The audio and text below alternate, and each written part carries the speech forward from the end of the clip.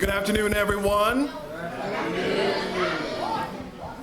It is both an honor and a joy to welcome you here today on behalf of the Rickenbacker Woods Foundation. This place is rooted in legacy and community and in a shared vision for the future. And today we are especially proud to welcome someone who has stood alongside us in that vision from the very beginning, our mayor, Mayor Andrew Ginther.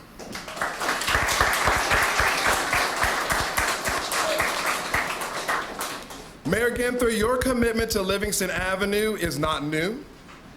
You have been with us since we first opened our doors in 2017. Your ongoing support year after year has helped lift up this corridor, support our families, and most importantly, invest in the well-being of our youth. We thank you sincerely for that.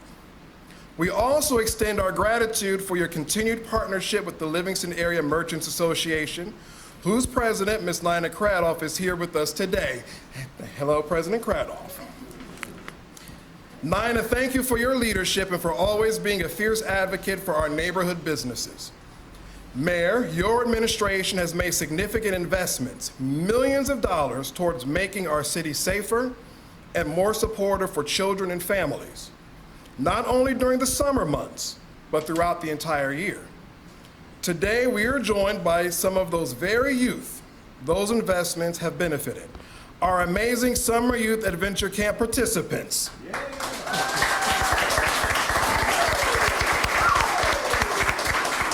I see you out there. How are you enjoying day number 2 of camp? Yeah. All right. As we continue building a community grounded in hope, safety, and opportunity, we are grateful to have leadership that shows up, that listens, and that takes action. Following today's remarks, I invite you all to stay and enjoy some refreshments. We have strawberry shortcake and ice cream, generously provided by our board member, Doreen Uhas-Sauer, who also serves as chair of the University Area Commission. Thank you, Ms. Doreen, for your ongoing contributions in hospitality. And now, it is my great pleasure to introduce someone who needs no introduction here on Livingston Avenue, our friend, my friend, and the mayor of the great city of Columbus, Mayor Andrew J. Ginther.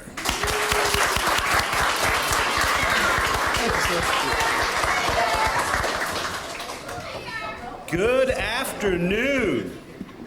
It is great to be with you, and it's awesome to be with you young people today. You help us all remember what our why is, why we do what we do. And that is to lift you up, celebrate you, pour into you, invest in you, so that our city is going to be in great, great hands moving forward. So thank you. Michael, thank you for that kind introduction and our ongoing. We've known each other a long time. You've been an incredible advocate and fighter for this neighborhood, and just so grateful to be here today. And a little bit of time I spent with Mia, and appreciate all the great work. And she was telling me about this project that we're working on with the campers about if I was mayor and some of the lists and priorities. And I'm glad to know that a lot of things we're going to talk about here today are covered. The one thing we need to go back to talk to the auditor about, directors, is whether or not roller coasters are capital eligible, because that was one of the recommendations made by the young people here. I love roller coasters, but I don't know if the auditor can get that on the list or not. But it's great to be here, and to the Livingston Avenue Merchants Association, Director Long, the Department of Finance, the entire cabinet, and all our great leaders in this city. Just so grateful for all that you do. Our Department of Finance team has been doing quite a bit of math. I hear that this is STEAM focused, right? Yes. So we may have, no pressure, Director Long, but we may have your successor in this camp here working away this summer as we focus on math and science and technology and the arts. Make sure you're well-rounded, well-educated, and well-developed. I'm excited about this capital budget. I'd love for you to take what you learned in camp this summer and come work for the city one day. We need great public servants, and the city's a pretty good place to work. And I still believe that we have some of the best jobs of any public service in the country, because these directors can go in neighborhoods all over our city and see their and their fingerprints, their team's fingerprints on things that make a difference in people's lives. So a great place for public service, young people, if you want to come work for the city. It's good to be back here in Driving Park. I was fortunate to join a group from the Livingston Avenue Merchants Association 2 weeks ago to hear about their cares and concerns for their community. My condolences remain with these business owners in the Driving Park neighborhood as you continue to mourn of the loss of a great neighbor. And I remain committed to carrying out the safety improvements we discussed so we can continue to improve quality of life in your neighborhood and in neighborhoods throughout our city. So, from May 18th to the 31st, city crews and Columbus Police were here on Livingston Avenue in this corridor to make safety improvements and investments as part of our Clean and Safe Corridors initiative. So before we get into the capital budget, I want to share just a few of the results of all this great work that we were able to achieve. So over those 2 weeks, we made 5 felony and 4 misdemeanor arrests. We recovered 126 grams of drugs and 2 firearms. We impounded 33 vehicles and cited another 128 vehicles. Worked 9 crime hotspots. Worked 73 requests made to 311 for our kiddos. That's where you call if there's a street light out, or trash hasn't been picked up, or curbs that need to be dealt with. We collected 17 tons of litter and bulk refuse. You know what that is?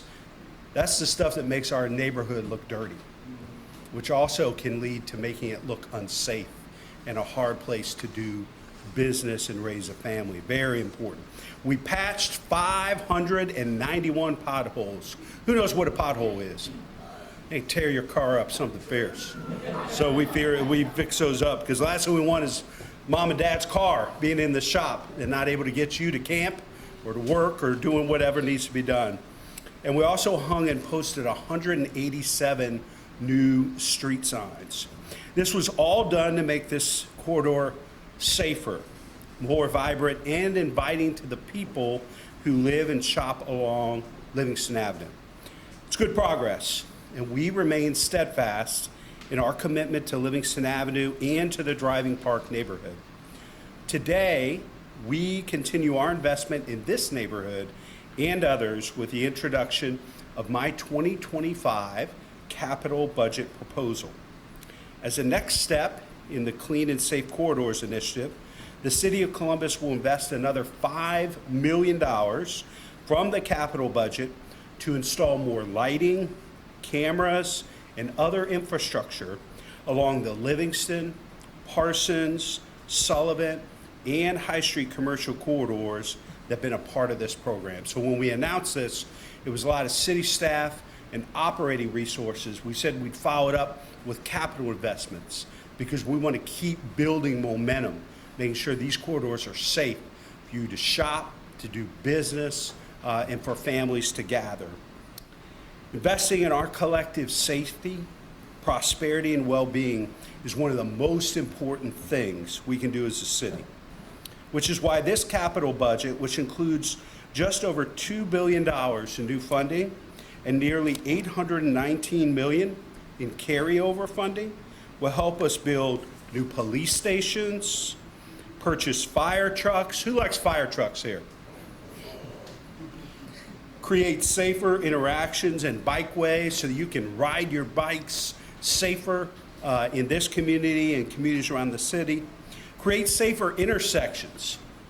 Who wants to be safer on foot or on bike in their neighborhoods? I know I do.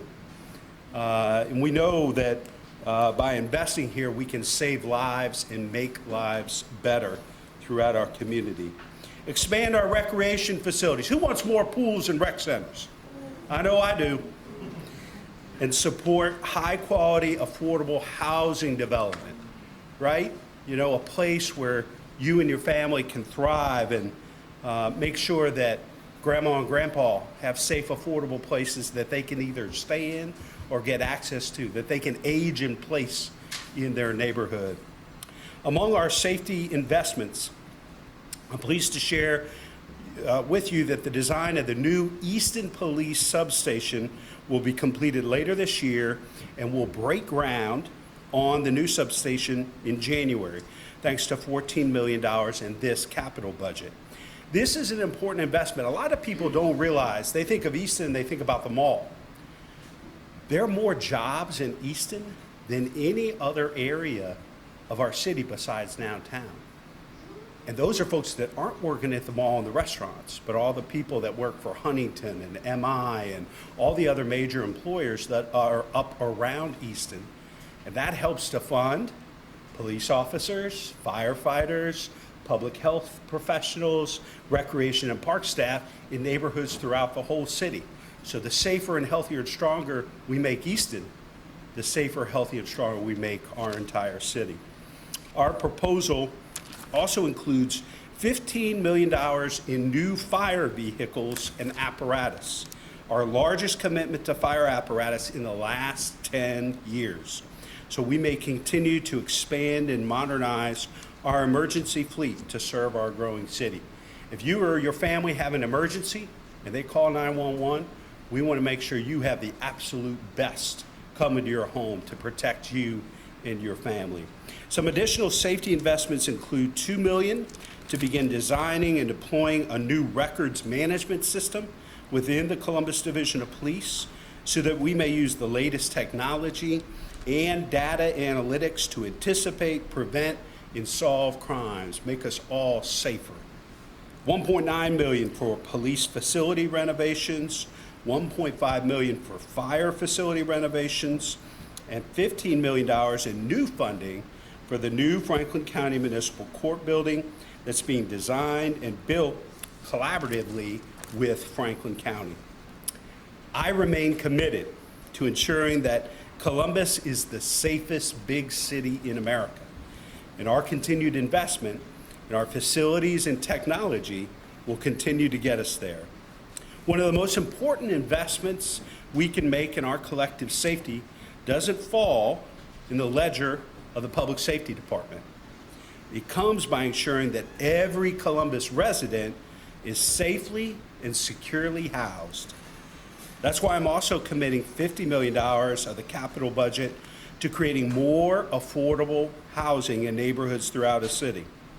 We've used our capital budget previously to support the construction of developments like Moby Place in Linden, Topiary Park downtown, and the Sinclair on the north side of the city. This will help keep those investments flowing because we know that everybody deserves a safe, affordable place to live in our community. If you work here, you ought to be able to afford to live here.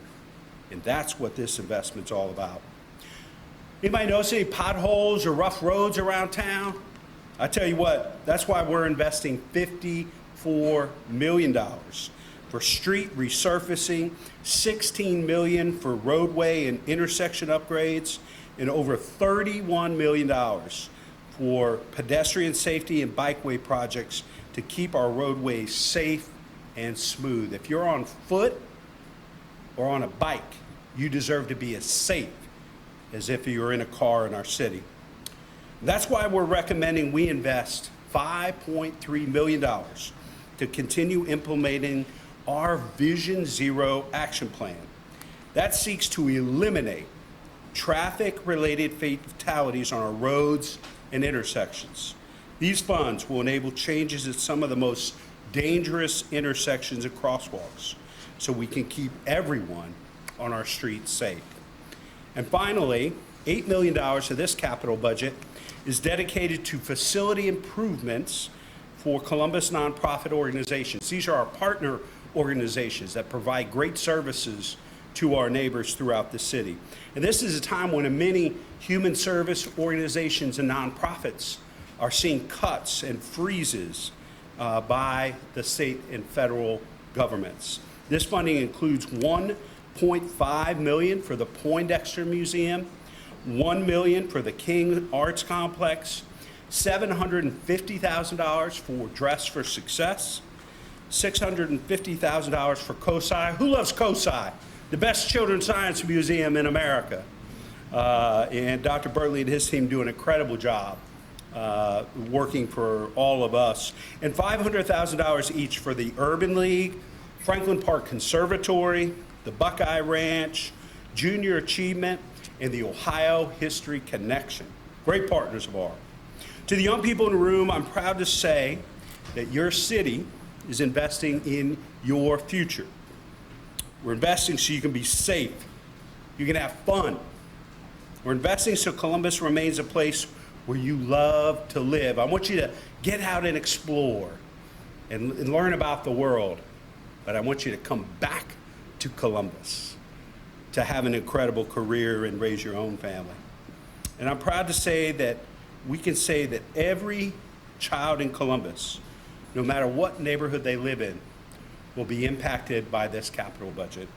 We're really excited about this budget. We're looking forward to partnering with our colleagues on Columbus City Council to capture feedback from residents and folks in the neighborhood and put it into action. I am so grateful for everybody's work. We'll be hosting a series of public meetings on this budget, which will be announced on columbus.gov/capital. And with that, I'll be happy to take questions from the press, and we'll try to be quick because I got to give it up for the kids in this room. I think they've been absolutely amazing.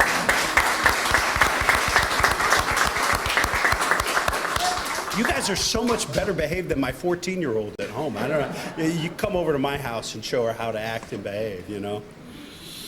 But any questions from the press, and then we'll allow these kids to get back to camp, although I've been thrilled to join them.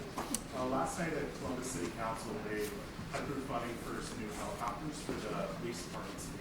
I want to ask you, like, a lot of police departments, sheriff's offices in this country are now kind of making this switch to drones and drone technology. I want to ask, like, do you view drones as an alternative to helicopters? And, like, why not switch sooner, especially given, like, the price tag of getting those drones versus buying, like, two helicopters for about $6 million? I'd encourage you to talk to police officers and neighbors who are alive today because of the helicopter unit that otherwise might not. When you talk to folks who have benefited from our helicopter unit, they're pretty powerful stories. And I know there are scores of police officers working today or happily retired that might not be without the helicopter unit. It's a huge force multiplier. Part of the investments we're making are to improve technology so they can fly at higher levels but still be able to gather the same information. And I've ridden with our helicopter unit a few times, and fully understanding all the benefit, it is something we're going to continue to invest in. I think we've shown over time we're always willing to look at new technology and innovation. We're not opposed to what you're describing with respect to drones. I think it'd be pretty tough to beat our officers and the helicopter unit for what they do now, but we'll always leave the door open. As a follow-up, I guess, is it because for one reason the city has a commitment to, I guess, having those 21 helicopter pilots on staff trained, ready to fly those? Is that a reason why the helicopter fleet is, I guess, being kept longer and being updated more? I think because it saves lives. It helps protect our officers. It helps get people in custody who are a threat to children and families, because it works, and it works really well. Yeah. Kevin, you want to go? Sure. Hi, thanks, Mayor. There have been some high-profile crimes at Easton. There's been a shooting. There have been cars stolen, cars broken into. Is the substation a reaction to that? What is your sense of the crime at Easton and whether or not there needs to be a greater police presence there? Is that part of why the substation is being built? Well, we've been talking about this and planning this for a couple of years. We're thrilled about the partnership we have with the folks at Easton. As you know, Kevin, you look at the numbers and the statistics, crime is dropping dramatically. You know, violent crime, both homicides, felonious assaults, and other things here and in cities across America because of the great work of the Columbus Division of Police and the tips and information coming from the community. So we can't rest on our laurels. We have to continue to focus on preventing crime as much as possible, continuing to invest in prevention, intervention, and enforcement. Obviously, I just said the Easton Job Center, I think, produces more income tax revenue for basic city services than any other job area in the city besides downtown. So we're protecting that investment and making sure that they continue to grow and thrive. But we're also, as you know, building a new substation over on the hilltop and other places as well. And so we're going to continue to do that to keep us all safer. But it's not in reaction to any one thing. What's the status of the Hilltop substation? That's been on the books for a while, and It's been a little bit more complicated because I think we had to do an exchange with the state government. Is that right, Director Bashotti? But I think we completed design, break ground next year? Is that right? I'm looking maybe Director Long. Out for bid right now. So game plan is for construction completion next year. So you have 15 million in the budget for fire vehicles. How does that number compare with other years, and why is it important to make sure you're funding that this year specifically? I think we've been anywhere from 5 to 10 million over the last decade or so. And I think certainly as we continue to grow, we've opened a couple of new fire stations. And so we just need more fire apparatus. And if you don't replace the apparatus every so often, it becomes much more costly to maintain and keep in service. And so part of this is investing in our growth in the future. Yes, sir. Deputy Anderson, first of all, thank you for being here. My question is, we had a chance to talk to our campus this morning about how many people we work alongside and how task heavy it is for you to do your job, the council and everybody else. So what is some advice that you can give to our campers and how to let them know how they can be pillars of their community, working alongside each other so that they can make a positive impact within their community? Well, first and foremost, unless you're sick, show up every day to camp. Show up every day to camp. And bring a spirit and a curiosity. You know why I love my job as much as I do? First and foremost, I get to have an impact and make a difference in people's lives all over the city. But I love to learn about things I don't know about. Still, I just turned 50 this year. And even at old age of 50, I still love to learn something new every day. So bring that curiosity. I know your guys will be focused on STEAM, but bring that curiosity, not just to camp every day this summer, but in the school year and the years ahead. Bring that same sort of curiosity about learning about things, and then just have a heart of service for your neighbors. No matter what you do for a career or a job, if you love your neighbor and you're here to serve your neighbors, Columbus, the brightest days are still ahead of us. Jordan. Mayor, the Facilities Authority put out there yesterday that they want $400 million for improvements in nationwide arena. Should the city contribute to that in future capital budgets? We'll certainly keep an open mind, but, if public-private partnerships are good for downtown development and economic development and, all the other major issues facing this community, a public-private partnership, I think, makes sense for investments in the CFA. The public sector has a role, but so does the private sector, and I look forward to conversations with them about how they're going to partner with us. Mayor, you Go ahead. Who's next? All right. You go. So it's been almost 1 year since the ransomware attack on the city of Reseda shut down a lot of the city systems. And I wanted to ask you for an update on the city systems. Are we 100% restored yet? And then also, what lessons did the city take from that ransomware attack? Well, we're still wrapping up, I think, the investigation and report. Where are we at systems-wise? Everything's fully restored and back up and running. And we're hoping to be able to share more here in the coming weeks. Yeah. Do you like 2 more questions?